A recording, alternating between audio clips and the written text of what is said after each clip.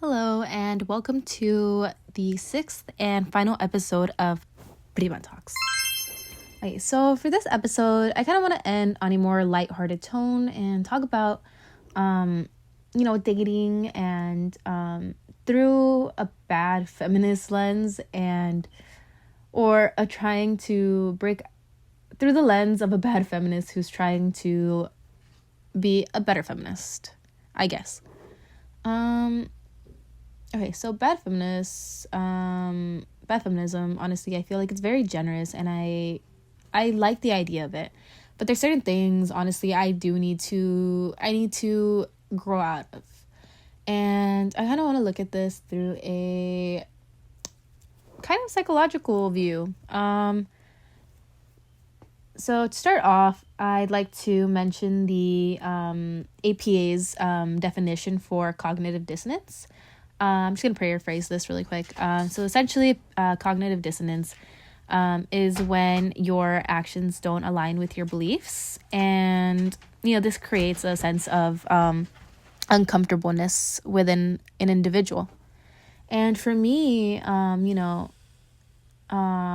always consider myself a feminist. So just the idea of like being a bad feminist has kind of created a sense of guilt within myself, and I'm trying to kind of again come up with a rationality behind it and just kind of blur that line a bit, just grow overall. But beyond that, the way I've gone about dating, this is kind of similar to I believe it was my second episode of Prima Talks, but I don't want to talk about it in that same lens, but more so going into it about how I have kind of not stayed true to who I am as an individual and instead have manipulated my own personality to be that of a bad feminist, to be honest. To kind of conform myself to, because I've never really had the sense of someone telling me I need to act a certain way. It's like a thing I've kind of pushed on myself to conform to this idea that I should wait on a man to approach me or else I seem desperate.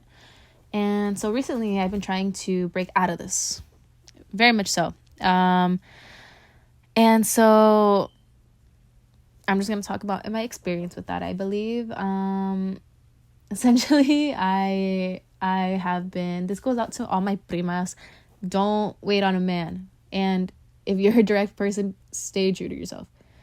This honestly stays pretty relevant across different aspects of, relationships and that kind of thing. But I feel like with the rise of social media and, there's been waves in, modern feminism where it's like people do push this idea to, like, don't wait on a man, that kind of thing. But then there's also this other side that says that feminism means, don't let a man act basically feminine.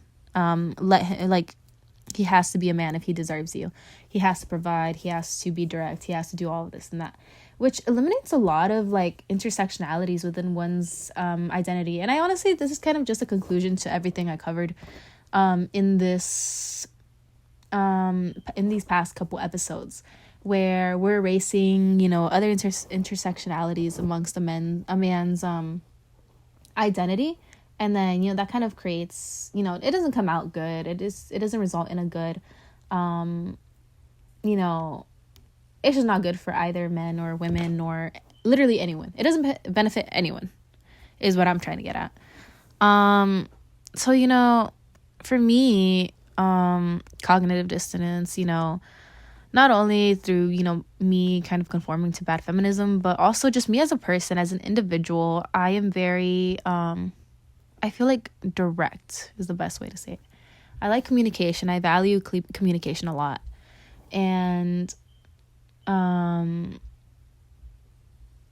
a psych student, of course, I would just rather save a lot of heartache, I guess, by being direct. But again, by conforming to a lot of backward ideas about dating and kind of like chivalry and courtship, that kind of thing. I haven't been true to myself with that aspect. And so, instead I'm caught waiting for people to approach me, whereas, especially because I like people who are, I guess, shy, I would say. I like shy guys. And, I'm not the shyest person.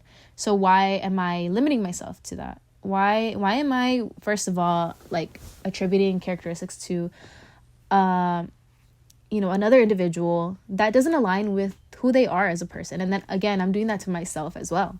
So that kind of dissonance, I've been trying to repair that by having my actions speak true to my beliefs or true to my personality and who I am as a feminist, as a bad feminist. And especially amongst like Chicanos, I feel like I've been seeing, Ramo Buchones, that kind of like extravagance has been tied a lot to our history.